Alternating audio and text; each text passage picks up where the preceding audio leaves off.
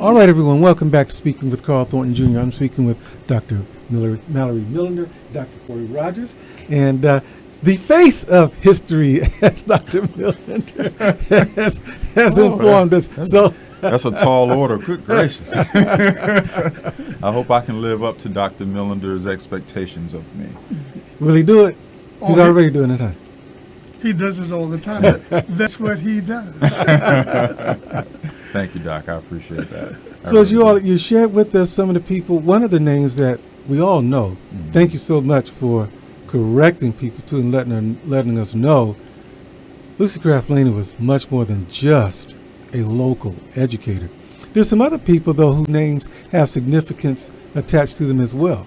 Well, you know, Carl, I know that many of your listeners who are from the Augusta area, I'll kind of take them back a little bit and I'll mention the name, Gwinnett Street.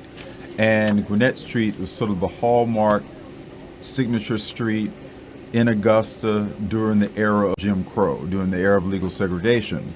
But on May 31st, 1976, when Dr. Benjamin E. Mays came from Atlanta to Tabernacle Baptist Church, they rededicated the name in honor of C.T. Walker and Lucy Craft Laney, thus the name Laney Walker Boulevard.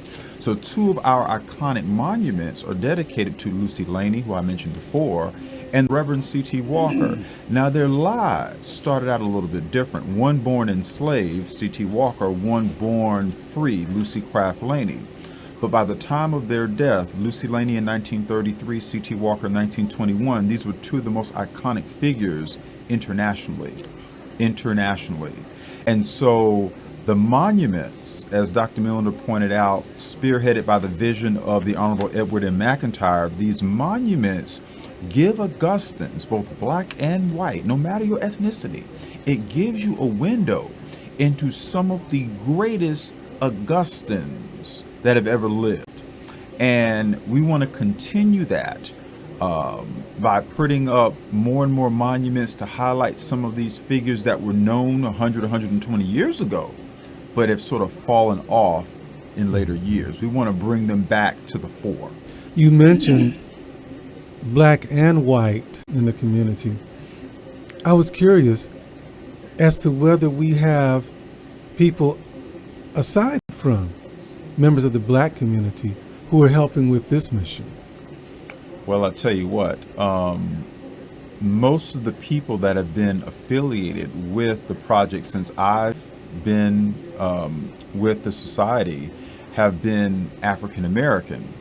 However, you know, this project, I think, will benefit all of us in Augusta. And so anyone who wants to contribute, we certainly would love to have them contact us, reach out to us, and we can tell them, you know, more about how to contribute to our society to help us put up the monuments. So y'all hang on. We'll be getting that information to you before this conversation is over.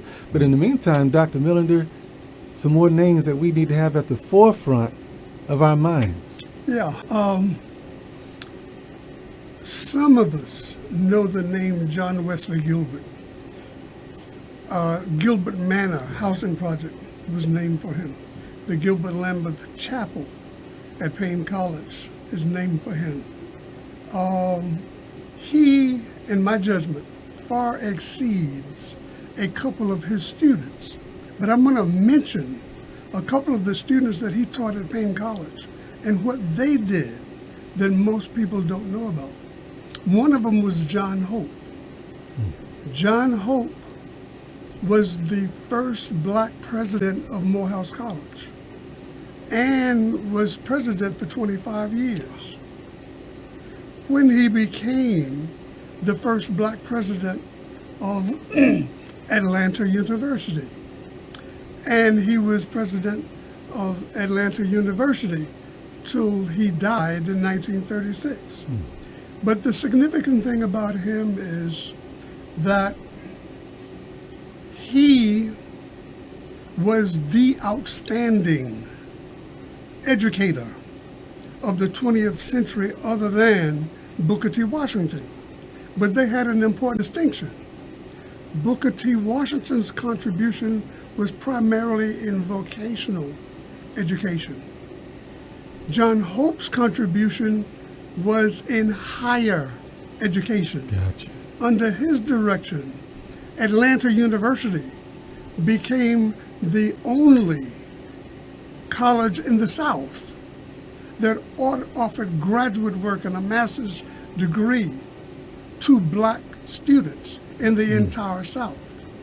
That was where his emphasis was. But it was also in racial progress, interracial interaction, which his mentor, John Wesley Gilbert, was the father of. He was the father of the interracial movement. And all of this came out of Payne College. Interesting. Another person who studied under John Wesley Gilbert at Payne College was Channing H. Tobias. The only thing I know around here named for Channing H. Tobias, and it's no longer there, was Tobias Court in Cherry Tree Crossing or Sunset Homes. There used to be a street that is now gone. Yeah. Okay? But among the things that Channing H. Tobias did, he was the highest ranking black in the YMCA in the entire country. He was international secretary of the YMCA. Channing H. Tobias was the first black president of the Phelps-Stokes Fund, which was geared to raising money for black higher education. But probably the most important thing, well, before I get to that, he was also alternate delegate to the United Nations in 1948. He was also in President Truman's cabinet. He was on the Selective Service Committee. He was on Truman's Civil Rights Committee.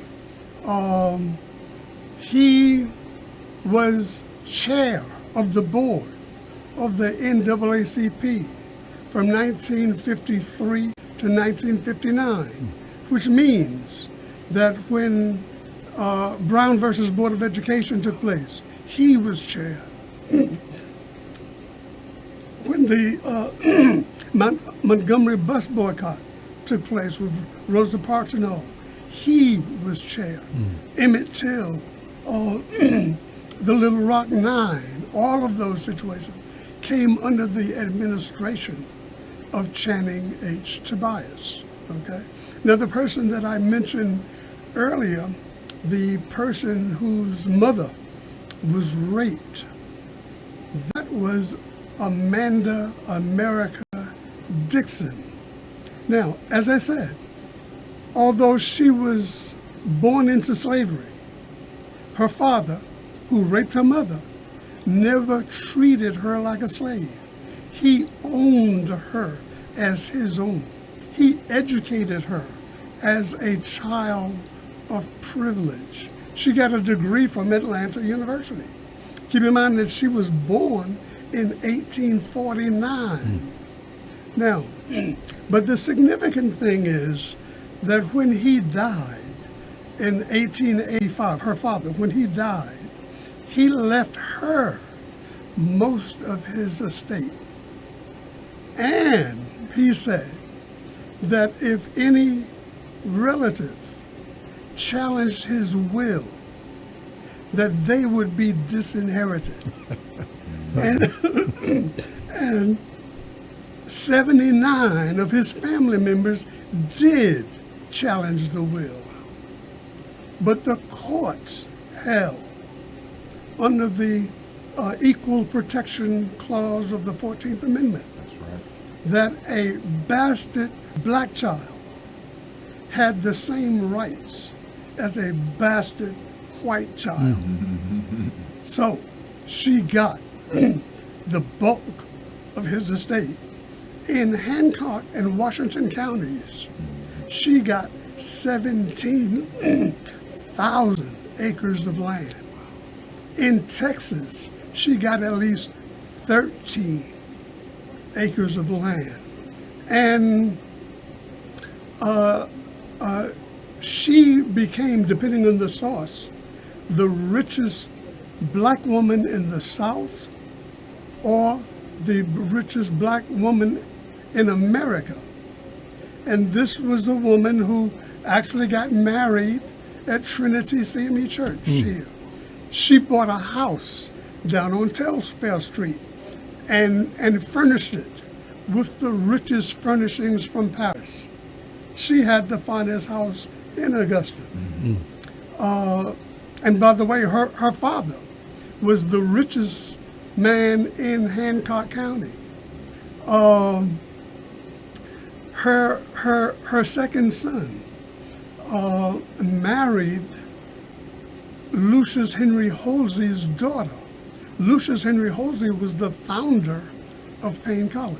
Interesting. Okay, her older son married George Walton's daughter. Keep in mind that George Walton was one of the signers of the Declaration of Independence, meaning that most people didn't know that he was black. But that's what he did, and that's what became of them. And these are the kinds of stories that we seek to tell. Y'all stay with us. More history from Dr. Millender and Mr. Rogers in a few.